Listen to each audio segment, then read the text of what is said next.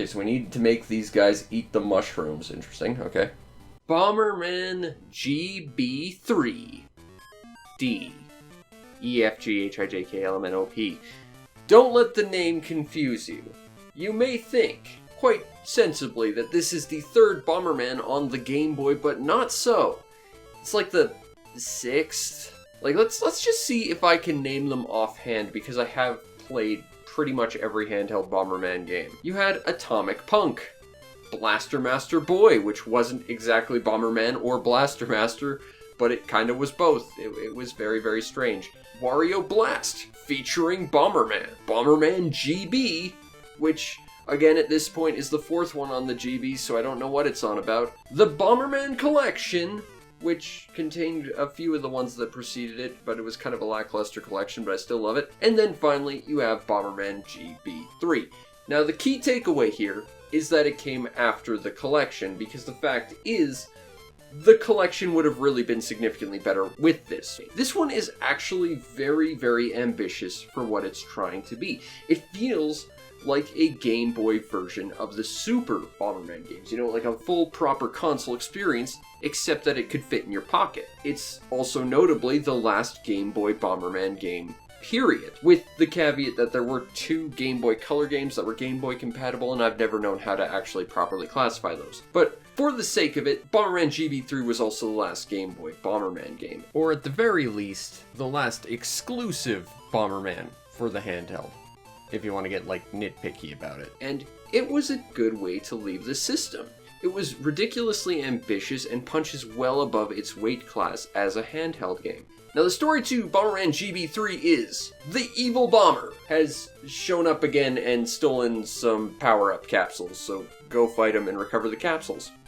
And that's sort of your lot. Look, it's Bomberman. It's arcade blowing things up without blowing yourself up. I don't know what more you want, but you're probably not getting it here. For Bomberman, it is serviceable, but overall, its story is underwhelming at best. However, the story about how the evil bomber has collected all these capsules actually plays into the mechanics, which actually leads to a really, really neat aspect of this game, mechanically speaking. So, Bomberman GB3 is a very standard sort of Bomberman experience. Definitely more arcade style than adventure style, but it's more ambitious than the previous Game Boy Bomberman games, to be sure. When you start, you actually have a selection of 3 different stages. There's a total of 7 in the game, and the first 6 are broken up into 2 sets of 3, which you can select in whatever order you want, with the final level unlocking once you've beaten all the other areas. Every area can then be subdivided into 5 separate stages, and what's really cool about them is they all have sort of a unique mechanic or idea or goal to them.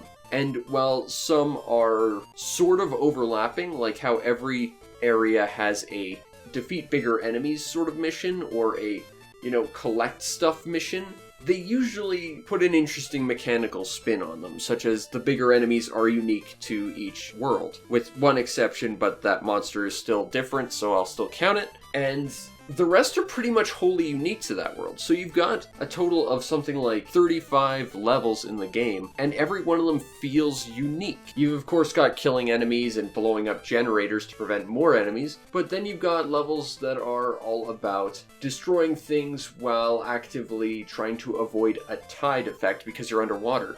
And suddenly the game turns into an auto-scroller, and it actually becomes basically a spin-off of NES Devil World. It was very different when that hits you. The ice area actually has ice physics. Every area has its own unique hazards and mechanics to go alongside with the unique stage concepts, and it's really quite inventive. On the final stage of every area, it's sort of a collect-a-thon. You have a lot of different crystals you can collect, and if you collect them, you can find little power-ups that will help you in the boss as well. Once you defeat the boss, you get some power-up capsules, and you move on to the next area. But in between those 2 areas, you can visit a shop. And that's where this game gets really unique. Bomberman is quite famous for its power-ups, usually the ones that make your fire go significantly bigger and end up killing you even faster, but still, power-ups are important, and this one initially feels very lightweight. You have bomb-ups and fire-ups, but that's it. There's no speed up or down, there's no fire down, unless you die, in which case it takes away 1 point, but that's more of a mercy than anything. There's no bomb downs or anything. The only way to lose power-ups is to die and game over. While the total number of different power-ups in this game can be limited to 2, the shop in between areas is what makes this so interesting. Those little power-up capsules you collected by defeating a boss, yeah, you can spend them there. And that's where you can get some really interesting power-ups. You get Bomb Kick, you have Line Bombs, you have Full Power, which will definitely murder you, as well as what makes this more akin to the Super Bomberman games in my experience, mounts. Now, to be fair, the previous 2 Bomberman GB games did feature a mount each, but it was just one, and it's been a long time since I played them, but from what I remember, they were kind of a little bit out of the way. Whereas these ones feel far more focused, and there's a total of 4 of them that each have their own benefits that will change the way you play the game. Except whereas in Super Bomberman you had like little Triceratopses and the Ruies, here you have jet bikes. And jet bikes is cool. You have 4 different types of jet bikes, and all of them speed you up and afford you an extra hit of damage. However, each one has its own sort of unique gimmicks. The final one, which is absolutely the best one out of all of them, gives you an extra second hit to take, which makes you basically feel invincible, and definitely is the one to go for. There's one where if you hold B to dash, which is a speed up effect that you get with all the jet bikes, you can go through soft blocks, provided you have a 1 block wind up period. You also have a jet bike that allows you to jump over soft. Effectively, each one of these mounts, like the Super Bomberman games, gives you a completely different way to navigate the stage as well as extra defense. These are invaluable. But the thing that's really killer about all of these things is, yes, you can spend these power-up capsules that are very limited on these power-ups, but you don't lose them. And that's what makes this a total game changer, because pretty much every other Bomberman game I can think of, with the exception of Second Attack's Guardian Armor, if you get a power-up and you die, it's gone forever. In this game, not true. Sure, the jet bikes will be destroyed, but they get repaired in between stages. So you still have unlimited use of them, provided you either game over or, move on to the next stage. But your bomb kick, your line bombs, your full power, that never gets taken away from you. That is a permanent thing once you get it, and that completely changes the flow of the Bomberman experience. Once you have this power-up, it is entirely something that is permanently part of your repertoire, and it completely changes how you go about every single stage. So, while yes, the core mechanics are very similar to any other Bomberman game, and while the initial power-up limitations of just bomb up and fire up are kind of disappointing, the permanent power-ups help create a completely unique experience pretty much exclusive to this game. And when you pair that with the fact that every area's stages are kind of completely different, it just makes it for a very unique Bomberman experience, and I am a huge fan of that. The final stage of each area before the boss fight also is a bit of a collect-a-thon with a bunch of orbs you have to typically collect in order to move on and activate a teleporter.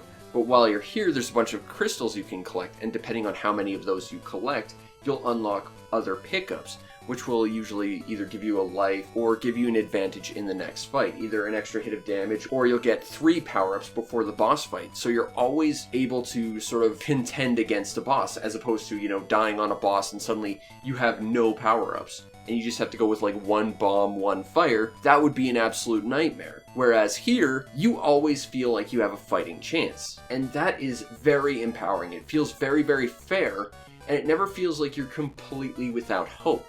And I really appreciate that. And the bosses in this game are very similar to the Super Bomberman games from what I remember. They tend to be very big and imposing, but while I tend to find the Super Bomberman ones seem to be a little bit too tough, generally the Bomberman arcade-style game bosses I just don't really gel with all that well. This one, I feel like they're tuned to be way too easy, with the exception of the bosses in the final world where you have to fight like the same boss twice, and then like a third version that's just invulnerable a lot of the time. Those bosses aren't so fun, but for the most part the bosses in this game feel very simple and easy, which could be a good or a bad thing. Personally, like I said, I don't care for the bosses in Bomberman arcade games, so this worked out fine for me. But if you're really trying to emulate the Super Bomberman experience, these guys are going to be a little too simple for you. They look intimidating and they're interesting, and that's really cool. Overall, Bomberman GB3 is not a complicated game.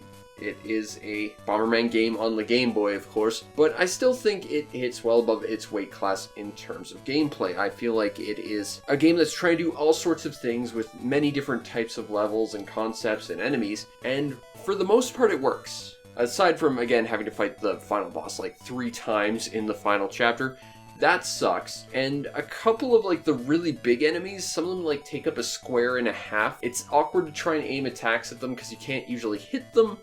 And at the same time, they can hit you in a place where you want to feel safe. They can overreach, and you can't do anything about it. There are some awkward levels, but at its core, it's a Bomberman game on the Game Boy, and it is probably the most polished and interesting and well-made of the bunch, I find. The overall presentation to Bomberman GB3 is more or less what you'd expect. I mean, it's Bomberman on the Game Boy. It's pretty hard to screw that up, but they do have a lot of different enemies that are interesting. Like I said, they do repeat the giant enemy in one stage twice, which is a little bit lazy, but otherwise everything works out pretty well. I do love the big intimidating bosses, even if they are pushovers, and the fact is the close-ups of Bomberman on the bike that look huge look great, and the game manages to run these huge sprites without any kind of slowdown or anything. And you know, I think the Game Boy typically gets a lot of flack for being a slower running system than like the full powered consoles. I think this game runs perfectly smooth and at a really nice clip. But again, it's Bomberman on the Game Boy. It looks exactly like you'd expect it to, which is absolutely great. It does try to show off a little bit here and there with the bigger stuff. Audio wise, the soundtrack is actually pretty solid. Again, it's Bomberman, you kind of expect a really good soundtrack, and this does not disappoint. At its core, the presentation to Bomberman GB3 is not gonna really shock anyone. It's well polished, and while it does try to impress here and there, it doesn't really overstep its bounds. It doesn't try to push the hardware to its limits or anything, but at the same time, it runs really well and it looks really good. So, you know, thumbs up from me. Now, if you want a copy of Bomberman GB3 on the Game Boy, that, again, I want to stress is not on the collection, so if you're eyeing the collection, you're going to miss out on this one, and that collection sorely needs this game. It needs the ambitiousness of this game in it. Cheapest copy I'm seeing on eBay right now is about $35, and honestly, that's not a bad price for it. I think it's a little expensive. I think the $20, $25 range would be a bit more appropriate, but I'm honestly surprised it's not more expensive because, again, it's probably the most ambitious and interesting Bomberman game on the system. It is very well polished, and it does try to give you the whole Super Bomberman, you know, console experience in your pocket. And it does it very, very well. You get vehicles, you get a ton of different stages with different gimmicks and ideas and missions. Some of them are multi-staged with teleporters in between them, which is kind of interesting. And, you know, it does it well. There's nothing about this game I can really fault it for, aside from maybe, again, the final boss having to fight him like 3 times, sorta. That was a bit cheap, and it wasn't a fun fight to begin with. But I think at its core, Bomberman GB3 is an excellent addition to the Game Boy. If you're looking for a Bomberman game on the Game Boy, I think this is the one that I have to recommend above all else. Again, as long as we don't count like Pocket Bomberman or maybe Bomberman Quest.